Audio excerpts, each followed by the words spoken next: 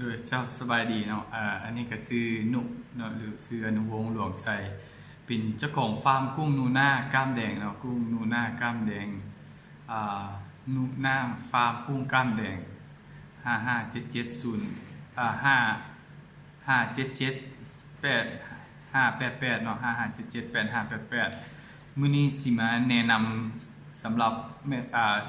สมาชิกผู้ใดเนาะที่จะมาขายกุ้งซวยทางฟาร์มพวกเขาหรือว่าเป็นตัวแทนขายเนาะก่อนอื่นเขาสิเว้าเฉพาะนครหลวงเวียงจันทน์ก่อนเนาะซึ่งว่าเป็นที่ตั้งของฟาร์มเขาสำหรับเจ้าตัวแทนจำหน่ายที่อยู่ในนครหลวงเวียงจันทน์เนาะเขาจะเริ่มราคาตั้งแต่ตัวกุ้งเนาะตัวกุ้งประมาณ20ตัวเนาะ17หา20ตัวต่อกิโลราคา150,000 กีบเจ้า150,000 กีบและตัวประมาณ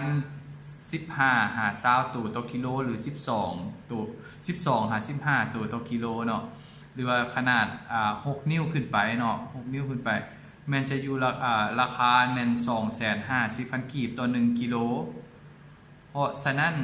แม่นไผขายให้เฮาเนาะเฮาสิแบ่งเปอร์เซ็นต์ให้ซึ่งว่ากิโลนึงนี่สิได้อยู่ประมาณ10ถึง15,000 กีบต่อกิโลอันนี้เป็นเงื่อนไขที่1เนาะที่ว่าเจ้าบ่ได้ลงทุนอย่างเลยคือไปโพสต์หาลูกค้าไปนำเสนอหาห้านอาหารต่างๆเนาะหรือว่าโรงแรมอย่างต่างๆที่พี่น้องพี่นุ่งหรือแม่นไผก็แล้วแต่เนาะอาจจะมีกุ้งไปจำหน่ายให้กับเจ้าเขาก็แนะนำกับเจ้าจังซั่นเนาะ1ในเงื่อนไขที่1ก็คือถ้าอยากได้ตัวอย่างเนาะเป็นรูปเฮาส่งรูปให้ได้เนาะเฮาส่งเรทราคาส่งใบเสนอราคาอย่างต่างๆเฮาส่งให้ได้เบิดเนาะติดต่อกันทางอีเมลเนาะบ่จำเป็นต้องมาหาเฮาก็ได้แต่ในเงื่อนไขตัวนี้เนาะแม่นเจ้าจะบ่แม่นเซลล์ของหรือว่าพนักงานการตลาดของฟาร์มเฮาเทื่อเนาะจนกว่าเจ้าสิสามารถขายกุ้งได้100กิโลหลังจากนั้นเจ้าสิเป็นพนักงานขายของเฮาถ้าฮอดจุดนั้นแล้วเฮาสิรับพนักงานในรูปแบบนี้นะนครหลวงเพียงแต่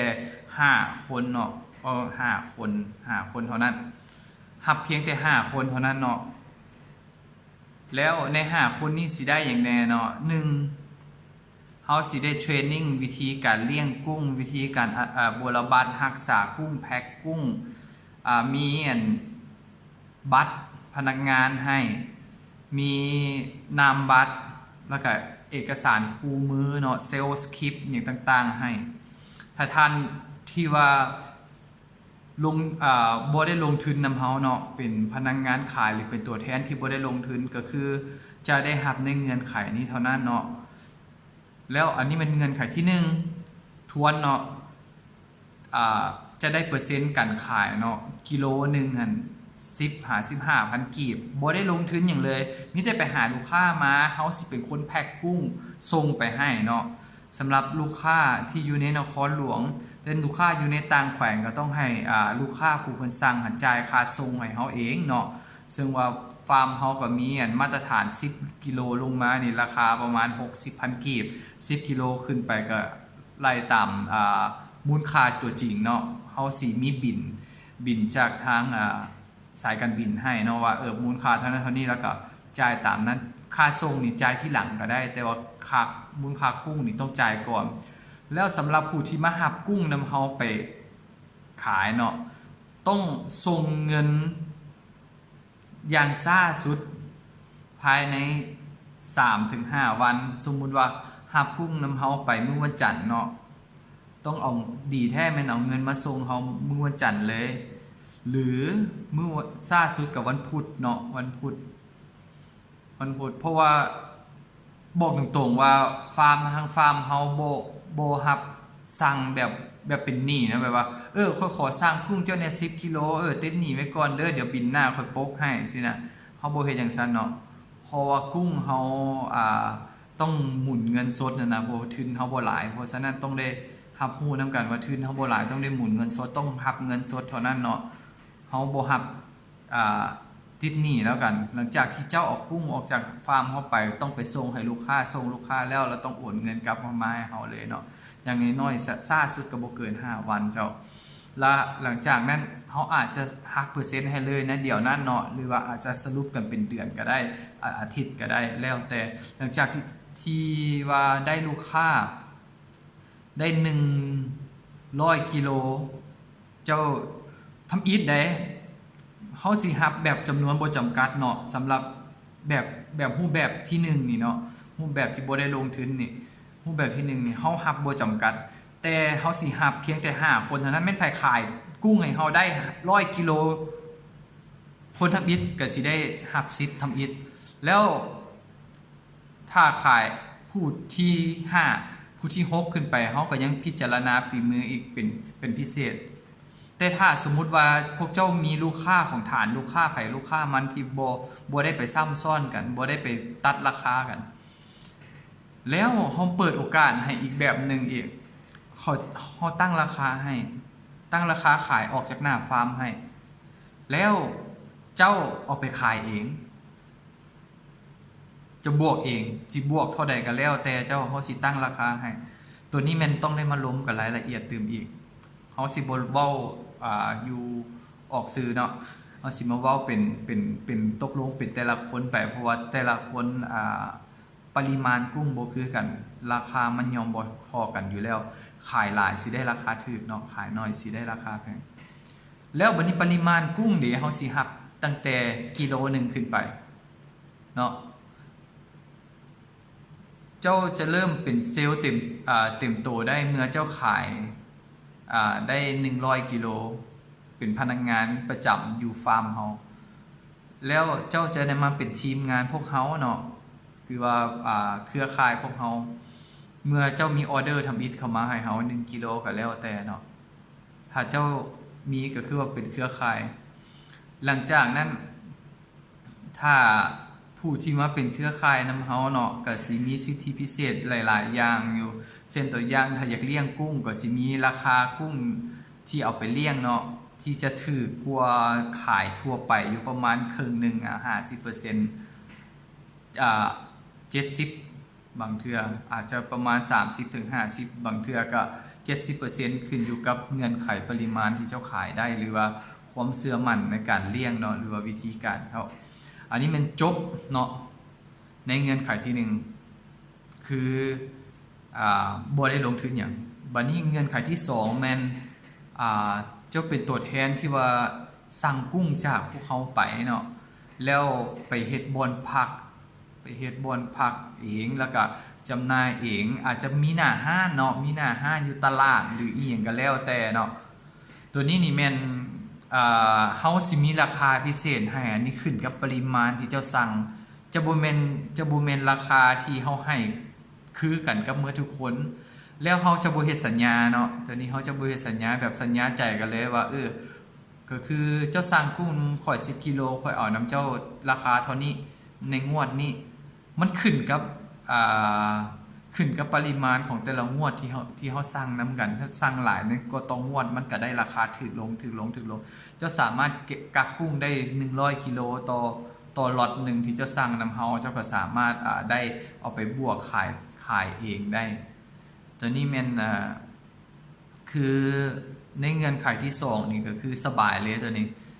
แม่นหลังจากที่เจ้าสั่งกุ้งมาเฮาปึ๊บเฮาเอากุ้งไปส่งให้เจ้าอยู่ฮอดฟาร์มหรือส่งทางปลายทางจังได๋ก็แล้วแต่เนาะให้ไปฮอดเจ้าฮอดมือเจ้าแล้วเฮาก็รับเงินเลยตัวนั้นโดยก็คือว่าเจ้าสิได้ราคาถูกกว่าที่บ่ได้ลงทุนหลายเนาะอันนี้ขอย้ำเลยว่าถูกกว่าบ่ได้ลงทุนหลายแล้ววันนี้ราคาเท่าใดเนาะอันนี้เฮาสิเว้าราคาขายย่อยให้ฟังก่อนเนาะขายทั่วไปขายตามท้องตลาดตัว4นิ้ว5นิ้วเฮาสิขายกิโล 150,000 กีบ570,000 กีบตัว6นิ้วขึ้นไปเนาะ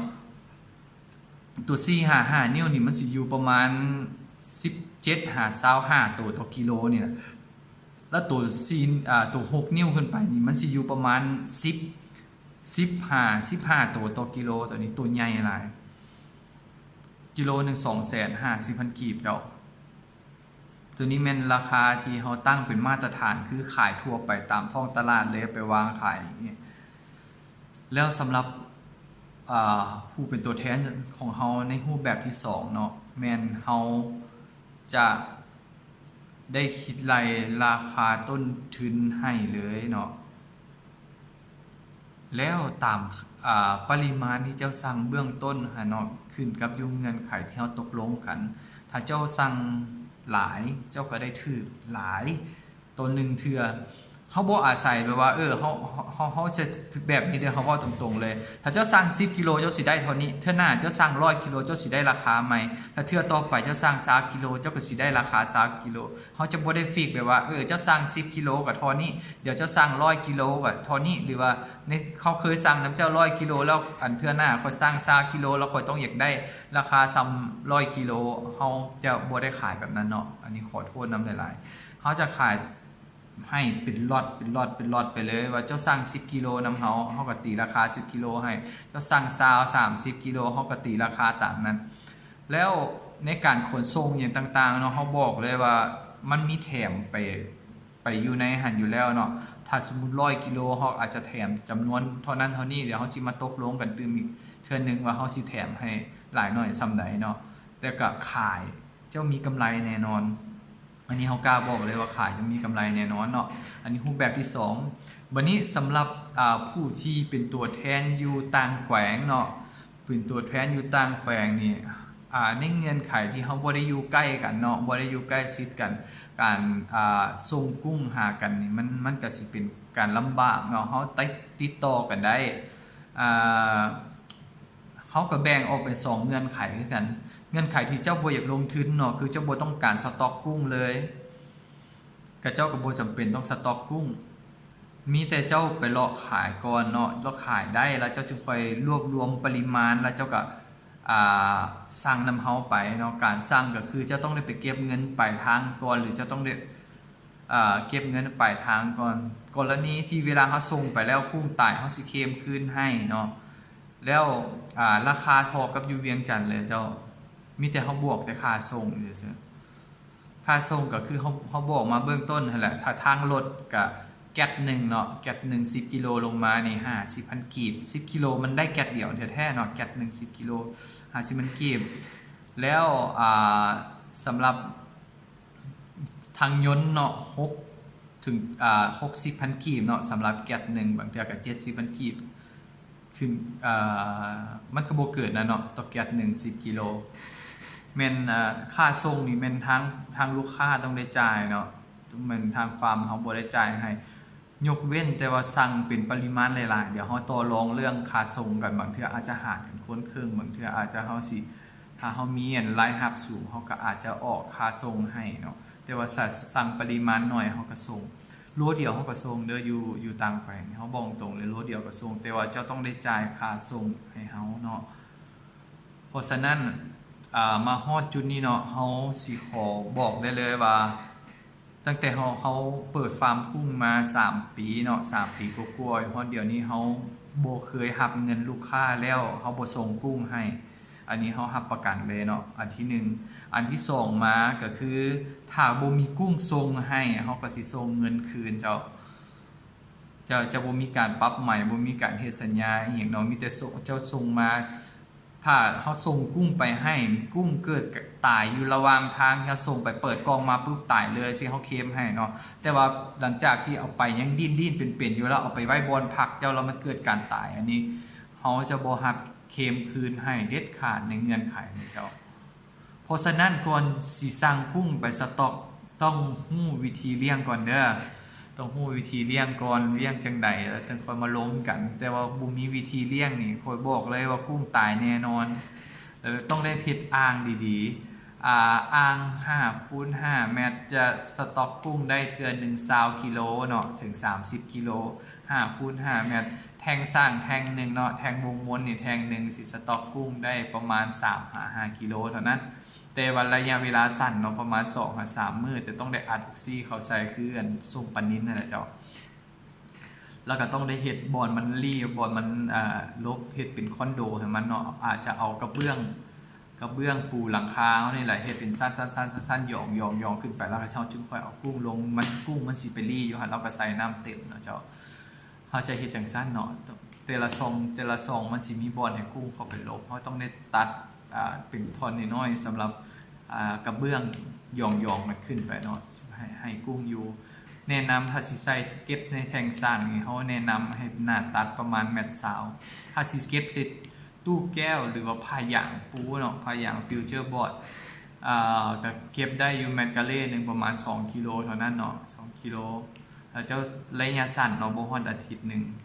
เพราะฉะนั้นแนะนำให้เลยว่าสำหรับคนที่รับกุ้งไปนำเฮาควรจะมีลูกค้าอยู่แล้วคือรับไปแล้วเราไปจำหน่ายเลยบ่ควรพักไว้เนาะเพราะว่ากุ้งที่เฮาส่งไปเอารับประกันได้อยู่ประมาณ18 ชั่วโมงที่อยู่ในกล่องแล้วมันบ่ตายก็บ่เกิน95% เนาะที่มันรอดตายก็ประมาณ 5% อาจจะเป็นตัวที่เฮาแถมไปให้หั่นเนาะเพราะฉะนั้นมาฮอดจุดนี้เนาะเป็นไผสนใจแท้ๆเด้อทัก WhatsApp มาหาเฮาเนาะ55778588ขอย้ำเนาะ55778588แม่นไผต้องการมีจุดประสงค์แท้ๆเนาะละส่ง WhatsApp มาหาเฮาเลยเดี๋ยวเฮาสิลงรายชื่อเนาะเบอร์โทรไว้แล้วก็เริ่มเฮ็ดเวียกได้เลยหรือว่าบ่ต้องติดต่อหาเฮาเถอะก็ได้จะไปหาลูกค้ามาก่อนหาได้แล้วจะไปโทรหาเฮาก็ได้มีแต่ว่าบอกว่าค่อยเสี่ยวกุ้งไปขายเด้อสิแล้วก็จบเขาก็สิมีราคาขายตั้งหากบ่แม่นราคาซื้อไปกินเจ้าแต่ว่าสำหรับผู้ที่สิซื้อไปกินแล้วบอกว่าเฮาซื้อไปขายก็ถ้าแม่นเจ้าบ่มีจรรยาบรรณเจ้าก็อย่าบอกจังซั่นเขาก็สิขายให้เจ้าเขาก็สิขายให้แล้วกันก็ถือว่าเป็นลดให้กันไปเนาะถือว่ามาฮอดนี่เนาะถ้ามีไผมีปัญหาอยากข้องใจอยากถามแนะนำให้ทักมาทาง WhatsApp เนาะบ่ควรฝากเบอร์โทรไว้ว่าอันนี้เนาะเว้าแท้ๆเลยในปัจจุบันนี้เวียกยุ่งแฮงๆอันนี้มื้อนี้แม่นวันที่13 เดือน 7 ปี 2018 เนาะในเงื่อนไขนี้วันที่10เฮาออกในมื้อนี้เนาะแล้วราคากุ้งปริมาณกุ้งและก็เงื่อนไขต่างๆเฮาขอสงวนในการปรับปรุงโดยบ่ต้องแจ้งลูกค้าล่วงหน้าเนาะอันนี้มันขอโทษขออภัยไว้ล่วงหน้าเลยถ้ามีปัญหาเพราะว่ากุ้งเฮาจะอิงตามราคาท้องตลาดถ้ามันลงเฮาก็สิลงไปเรื่อยๆถ้ามันขึ้นเฮาก็สิปรับขึ้นไปเรื่อยๆเนาะขอฝากเบอร์อีกเทื่อนึงเนาะมันไผอยากทราบข้อมูลที่ชัดเจนกว่านี้หรือว่ามีปัญหาอย่างถามโพสต์ตั้งคำถามไว้อยู่กล้องวิดีโอได้เลยหรือแชทมาถามเฮาที่ WhatsApp เนาะ5577858855778588เจ้าขอจบเพียงเท่านี้แล้วกันสบายดี